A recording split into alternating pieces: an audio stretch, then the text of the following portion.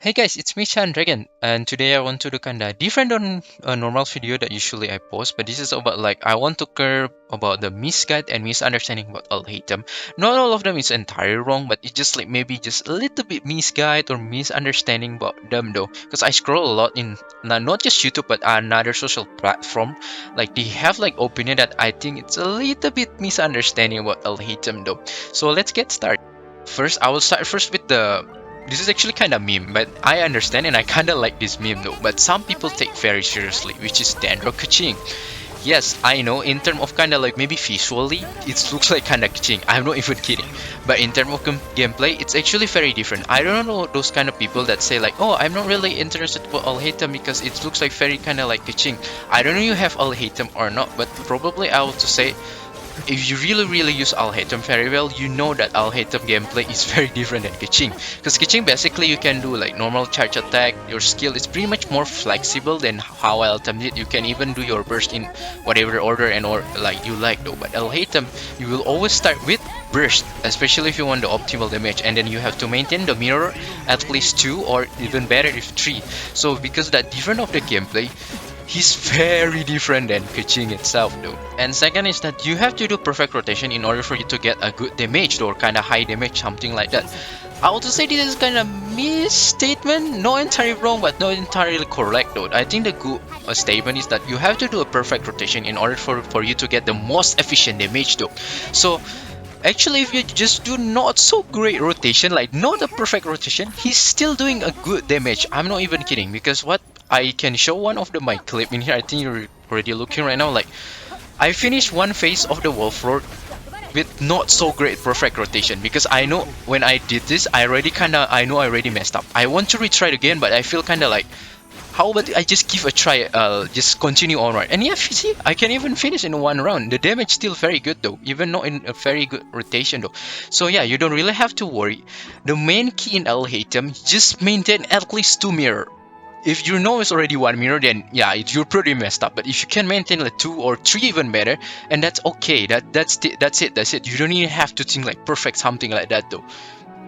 So basically, it's not as scary as people say when you want to play Alhaitham. It's not like you have to be perfect. So just chill if you really want it, and if you kind of feel the combat is kind of hard to master. No, it's not that hard. Just maintain at least 2 mirror, and then you're fine.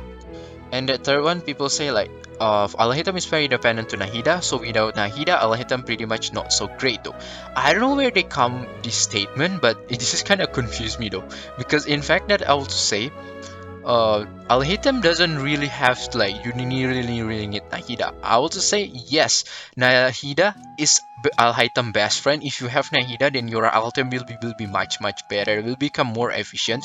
But even without Nahida, with the Ender Traveler, you can see like I clear this Spiral Abyss and mechanic. You see the damage is pretty good, right? With the Ender Traveler. So yeah, the time still even passable when you want to clear this Spiral Abyss though with the Ender Traveler with Alhaitham. So there's nothing really wrong. It's just like uh Nahida just make it better and just make it more efficient though.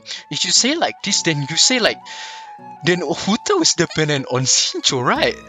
And then if you want your Shincho to be very good with Huta is what, C6 though. So if you say like that, then that's pretty kind of weird though. So because always there's a character that they have a very good best friend though. So let's say Huta with Shincho or Yalan, something like that. And yeah, maybe the like this Yaka and Shenhe, and then yeah, Alhaitham and Nahida is the best friend, but it's not dependent. If you don't want to use them, it's totally fine. But it's just like the time will be kind of different. And the last one, I think people kind of oversell it. People say like Alhaitham is OP.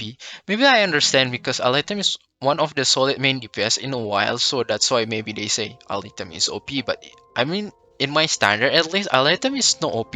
He's still very strong, very solid. I can agree, one of the best DPS in a while, but cannot say like OP, because my standard OP is kind of Hutao and Ayaka. Because why?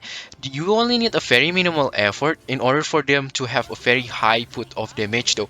My Hutao even can clear Spiral Abyss with only a level 80. My other usually main DPS I do until 90. That's why I say it's very strong, because the effort they put is very low. And Alhaitham, I still need more than investment than Hutao there, at least in my experience though. But yeah, I can agree, your investment in Alhaitham not so much. items you need compared to kinda Yoimiya or kinda Scaramouche, something like that though. Because basically you only need kinda Iron Sting and perform already very good, and for Gilded Dream that stack in Elemental Mastery with a good at least amount of energy is doing very good damage. I'm not even kidding. Yeah, quite minimal effort, but I still not as low as Huta. Huta is very low minimal effort. And because of that, if you even want to compare another versatile character that I would say much worse, that I would say OP, which is kinda Yelan, Kazuha, Nahida, I think they're so OP though. So that's why I say, yeah, Alhaitham is very solid, but not so OP. It's kind of oversell though. So probably if you kind of want to get a very great character, don't really you don't have to kind of very tempting to pull Alhaitham. Alhaitham's still very solid, but he's not kind of OP. And this is the last one that I kind of want to share. Only bonus, but I think what is the weakness or the kind of things that make me annoying when I use Alhaitham as much I really like him is that when I did a test about weapon comparison, I realized Alhaitham have a very bad resistance, at least in my opinion though.